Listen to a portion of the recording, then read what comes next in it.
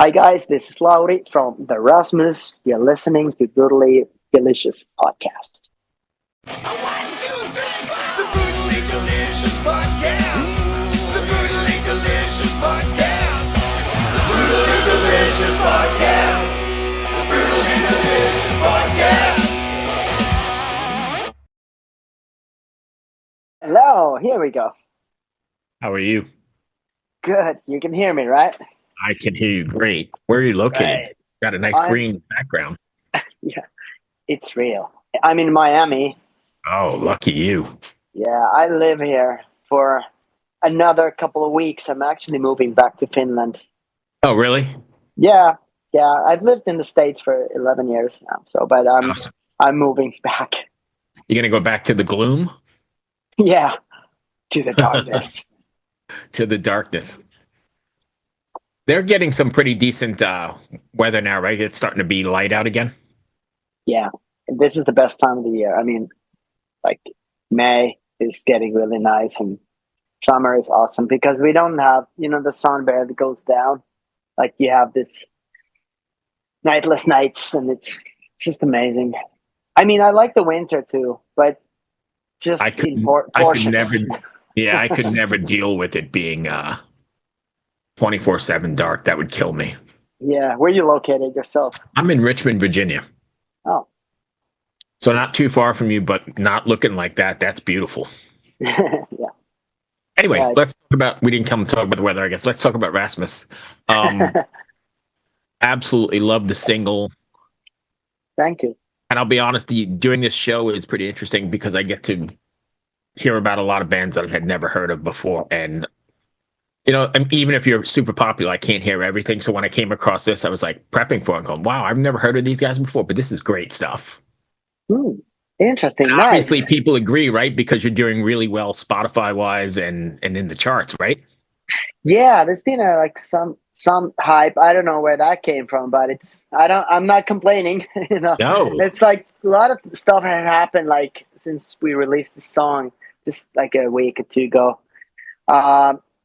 It's happening. I don't know what's going on. It's cool. And it's surprising.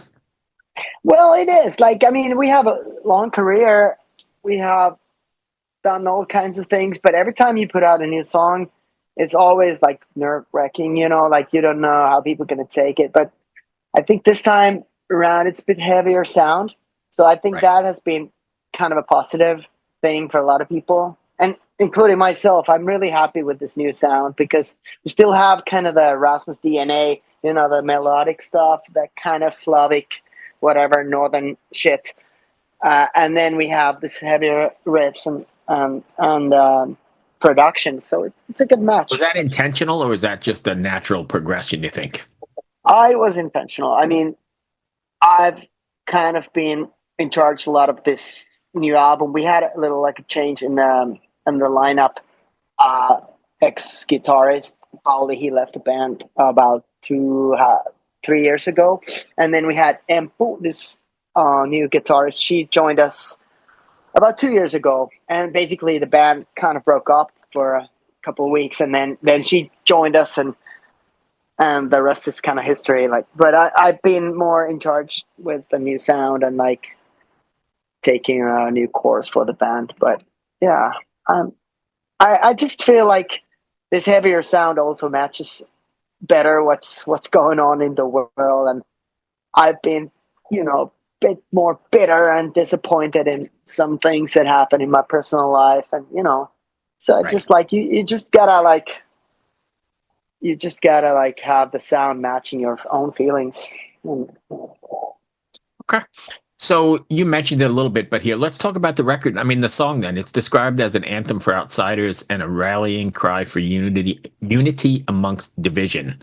Can you elaborate on that? Yeah, it's actually pretty much been the message of our band from the very beginning. We started the band in '94. God damn it, a long time ago. And the first album came out in '96, and then on that album I have a song called "Myself," where I'm singing like, "I can't be myself, I can't be myself, I can't be myself." That's the whole chorus, and that was kind of how I felt being at school when I was kind of the weirdo and the freaky dude, which I enjoyed at the same time. I wasn't like forced to be something like that. I just wanted to be like that. And then I think I still the same guy. I'm still singing about the same philosophy in a way. Like, I just, I just want to have everybody being themselves and come as they are. And, that's kind of my view of the world, and love who they want to love and all that stuff. So it's kind of, especially in this time of the world, is kind of getting more difficult to be yourself. Like, you're supposed to be something, and you look at the social media. Okay, this is like the alpha male, like this, and you must have this kind of beard and this kind of whatever. And same for women, especially women. I think like it's tough. So this is kind of like the vibe of the song, like just come as you are. Do you feel a sense of responsibility with what's going on in the world to kind of bring that message? Well, maybe just like an example of a guy who quit my school and didn't ever get a real job. I was just fighting my way to be as successful so that I could make my living with this band. And it's not very common. It's not the easy path, to do. But I'm always saying, like, if you have dreams and if you believe in yourself, like anything is pretty much possible. It hasn't been easy for us always. Like, we've had peaks of success, and then hard times, difficult times, almost breaking up with the band, some flop albums, like all kinds of things. It's been 30 years, so it's a lifetime, But for some reason, we have been able to keep our fans, like, even in the US now, which is freaking crazy. We haven't played in the US in 16 years. Like, what? I've lived here for 11 years. It's like, what? How did that happen? So, but, like, now that we've announced these gigs starting next week, and it's so fun to see all the comments from the US fans, like, oh, I was there, 18 years ago, I saw you guys, and I'm so happy you coming back. And this feels wonderful that people have somehow made quite deep connections with us in the past and pretty much everywhere we've gone ever. So it feels like we haven't lost the fans. They are just like spread around. Like, even in the US, I think we once upon a time sold like 200,000 albums, which is a lot of albums, but not so many in the US. If you think, like, the gold record is 500, whatever. But still, to me, it's like, if I would see 200,000 people standing there in front of me, that would mean a lot to me. So you got to kind of put stuff in perspective, and, so I'm hoping to reach a lot of these people on this tour who were there, who were listening to us back then. Of course, a lot of people have discovered us just lately now, and, good things are happening. Yeah, I'm one of those guys, like I said, and I'll be at the Richmond show. I think it's the end of the month. So, yeah, I'm looking forward to that a lot. Great. But, so I wanted to ask you something else because I thought it was really interesting. You guys have worked with Desmond Child before, I guess, and he worked on this one as well. Personal favorite of mine, going back to like early Kiss stuff, right? I'm a whole lot older, and I love all that Kiss stuff that he's done, and Bon Jovi. I mean, it's like a who's who of who he's worked with. What was it like working with him, and was it intimidating?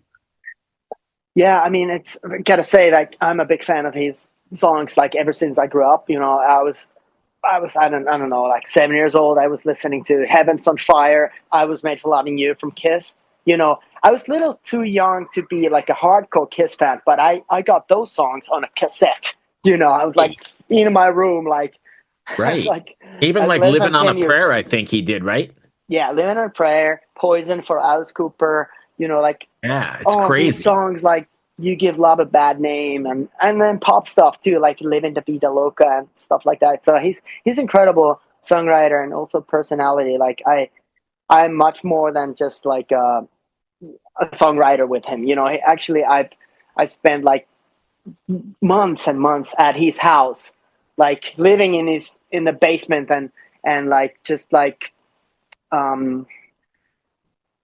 he's become more than just like a co-worker. He's more like a family kind of thing. He's actually godfather to my daughter and stuff like that. So, I have this tradition hanging with him in Greece every summer for the last 17 years. He's gone there. I don't go every year, but I try to go. He's gone there on this small island called Folegandros in Greece. It's like 4 hours from Athens by boat, and it's not a very famous island, but it's like a beautiful, quiet place. And we go there to write songs and just hang out. And it's become a cool tradition to go there, and we've written a lot of stuff there. Is that really inspirational to kind of go there and do that as opposed to writing from home or Yeah, wherever? I think it's nice when even for him, like I've gone to his house a lot, in Nashville and stuff, in the studio and that surroundings. But I think he also enjoys that, we go to a place which is like no man's land for all of us, and then we're just like there, and there's nothing. There's like maybe two restaurants on the island, and like it's the focus and concentration is like on the next level. But working with him is truly amazing. Like, he has so much experience about songwriting, of course, but also life. Like how he sort of guides me as a life coach too, if I would say that. Like, I've had some difficult times. Like a couple of 3 years ago, we were breaking up with the band. I was going through this depression stuff, and then I went to him in Greece again, and I was like, oh, I'm gonna quit the band. This fucking sucks, and I'm gonna, just go solo and whatnot. And I was literally lying on the sofa there in this room, and he was making notes like a therapist. And everything I said ended up in the song we wrote after that Really? session. Yeah, That's kind it's of called funny. Rise. It's called Rise. The Rise Up. Like it was all about my shit. And What and were your then thoughts about that at first, though? Did you feel that that was too much of yourself to put in a song? no, I like to put it out there. Like anyway, my style of writing is a bit more like poetic. It's not that direct. It's like metaphors and stuff. But the idea comes from inside, and that's very important. Like whatever you say in your songs, that you feel it yourself and you believe it yourself, and then when you put it out there, maybe someone else will too. So uh, I like to work with him like that. And then he was like, quit that shit. Like, you're not quitting the band, you're not going solo, nobody gives a fuck if you go solo. That's what he said. And he's right. And he's like, you have a great band, you've built this for your whole life, and like, don't throw it away. Like, now just let's write the song, and like, let's keep going. And he kind of put me back on track there once again, and I'm really grateful for him for that. Fair enough. Were you concerned that your Well, it sorry, was just kind of, kind of got yeah, muted? Yeah. yeah. Were you concerned that your fans wouldn't take the journey to the more heavier stuff, like your traditional fans, or is that not a concern when you were doing that? I think the fans have always been expecting us. They're like, please make a rock album. Like, we've explored a lot with synthesizers and stuff like that. I have a passion for that too. I've made some solo stuff that was very electronic, and I like that kind of, because I think it's also kind of dark and gothic or whatnot. The synth sounds. I love that stuff. But I think the fans are actually pleased with this new sound, as far as I've seen the comments, on socials, and like I'm just feeling that they are happy, because, like what I said before, we still have that typical Rasmus sound in the behind, like with the melodies and even the lyrics and all that. It's just another. It's like a kind of a new, fresh package, and I've felt like we've have changed a lot with each album we've ever put out. Like for some weird reason, the fans have always been adapting to it. So, which I'm grateful for. But Yeah, it's great they that, follow along. yeah, it's like I don't know how that happened, but it's good because it has kept me surviving and us because we were able to make it comfortable for ourselves to make whatever we like and then Right. just put it out and see if they follow. But they have. So, Because but I I'm just yeah. feel like bands that do that, that change even remotely a little bit, they lose like, their core base because everybody wants just that certain thing. So that's great. They're following along. Yeah, I think maybe that happened at the very beginning, like way back in Finland. Like our our three first albums basically were just released in Finland only, like in the 90s. So, and then we used to play this, the music was different. It was like funk and like rap, and it was like kind of Red Hot Chili Peppers ish. And I think when we changed from that into more like, distorted guitars and like riffs and like harder, then a lot of those guys were like, "Oh, I used to like the first album," and you know how it is. But Oh you yeah. can't please them all. You can't. And I think you come from well, I know you come from a sort of pedigree in Finland, right? Because they're known for exporting some of the best heavy music in the world. I think even more heavy bands come out of there than anywhere else per capita. That is, yeah. That's. I'm proud of that. It's a small country of 5.5 million people only, and we have all these bands touring around the world constantly. Like, Good it's band. fun if we go. Yeah, good bands. We go on a tour in Latin America.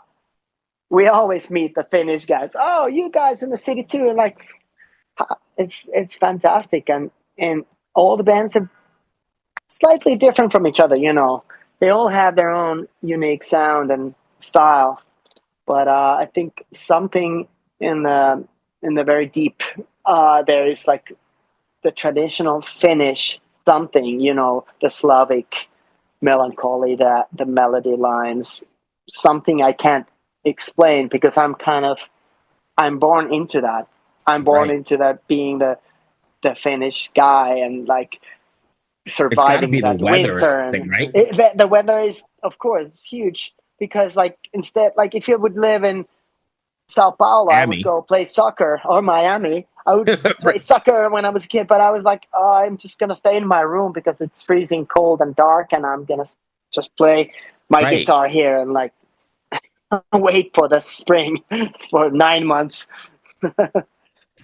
So you guys, when you're heading out, 2 weeks, you said, or a week? A week. Next week's Friday is the first gig in Virginia. Oh, you're playing the first gig here? Yeah, I think I, so. I didn't realize that. Wow, Yeah, nice. we are supporting the funeral portrait, I just got which off the phone with them. I did the Zoom with them just before you guys. you did. Oh, wow. Great. I mean, I'm so happy. I haven't even met them in person. Imagine, like, we are actually going to tour almost the whole year with them now because we first invited them to support us on the European tour. Right. So they are coming with us, I think in October or something, for a couple of months. And now they just called us like 2 weeks ago, like, would you guys want to come? And I was like, fuck yeah, of course. Oh yeah. But if we can only get the visas, like it's not that easy. For me, I have a passport, but for the rest of the band, the crew, we're fighting now to get the visas. So we'll see how it goes. But yeah, exciting. So that's the rest of the year then. You're going to be on the road? Yeah, pretty much like till Christmas. And then our manager, he was saying like, guys, prepare to be on tour for two years. Like, okay, that sounds good. Nice. What about singles? Are you doing more singles along the way? Yeah, we are. We have a lot coming, and we film good videos and stuff. Like there's so many things. Like I'm so happy that many times when we release something, it's always in a hurry. Like you know we have a schedule and we're always late for something and blah blah blah. But now just felt like for some reason we had the right team, even like for the videos and everything.